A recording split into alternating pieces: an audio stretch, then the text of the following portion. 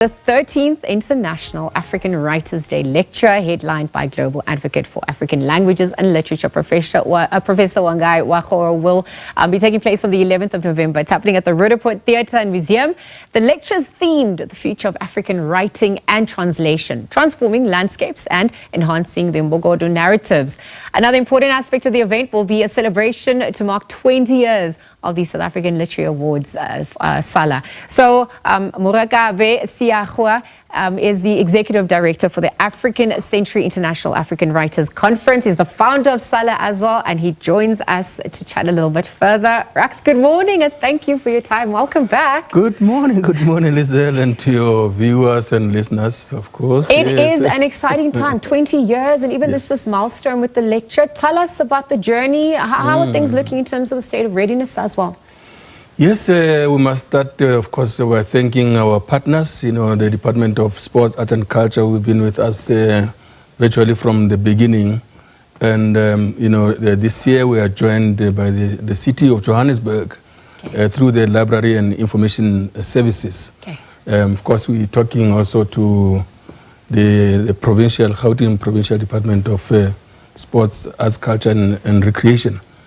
To join us in this journey. It's been quite a journey, of course. 20 years, but we are not complaining. We're working on the 21st anniversary already for next year, so we are very ready in terms of the awards themselves and the International African Writers' Day lecture.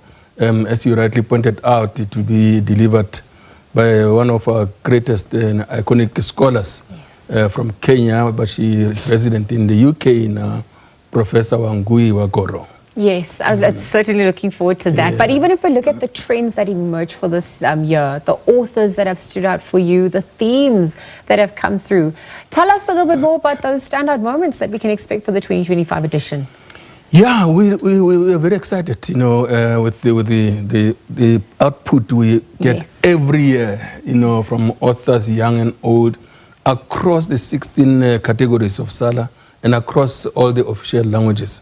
And the themes that people cover are quite interesting, are reflective of our day-to-day lives. And of course, others, breaking new ground. So we're very excited, to welcome the nominees and the winners, runners-up this year on the 11th of November. And as you know, Lizelle, the 11th, this time is the 11th, but the day itself is the 7th of November, which is the day that the Organization of African Unity, now the AU, declared as International African Writers' Day. So for now, we just took the 11th for logistical reasons, yes. I actually wanted to get into that because this SALA Awards, the lectures that have happened, I mean, these form part of our literary identity, not only as a country, but as a continent as well. Can you tell us about that expansion? Even because we're moving into a digital age, right? So we're obviously seeing accessibility and modes of consumption changing as well. Well, we've been talking a lot about expanding the awards beyond the borders.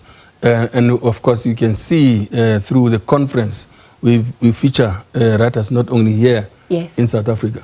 But I need to remind you that 2007, 2 years after we started the awards, we had the fortune of hosting now the late Ngugui Wa.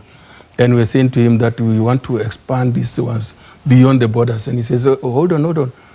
Please just grow them first until they are very strong and they are very independent in one country, and then expand them, biki around the continent.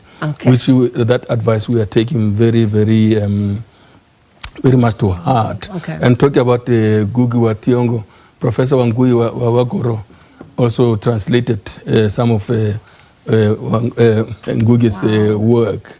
For instance, one of them, Matigari.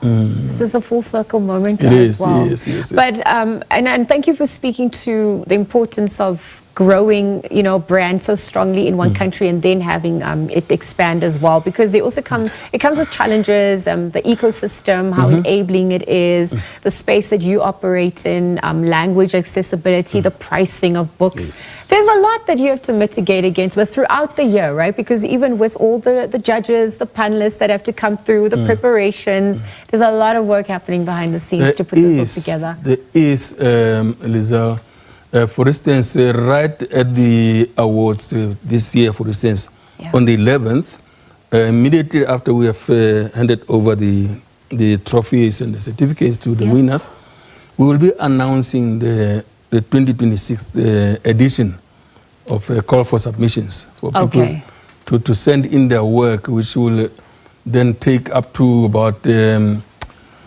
May, and we also then go into the process of selecting our judges, about 34 judges who are going to go through these books for about 6 months. So they do a very thorough job, very steeped in literary excellence and academia from the judges themselves. Yeah. So it's quite a journey.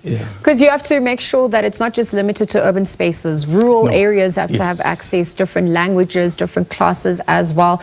And just fostering the culture of reading. Because in a world that's so distracted, you know, that love oftentimes wanes. We see the impact it's had on our children as well. Indeed. And, you know, coming to the culture of reading, we really encourage, especially up-and-coming writers, to read and read and read. You know, use all sorts of platforms and formats. You know, it may be your computer, it may be, you know, your cell phone.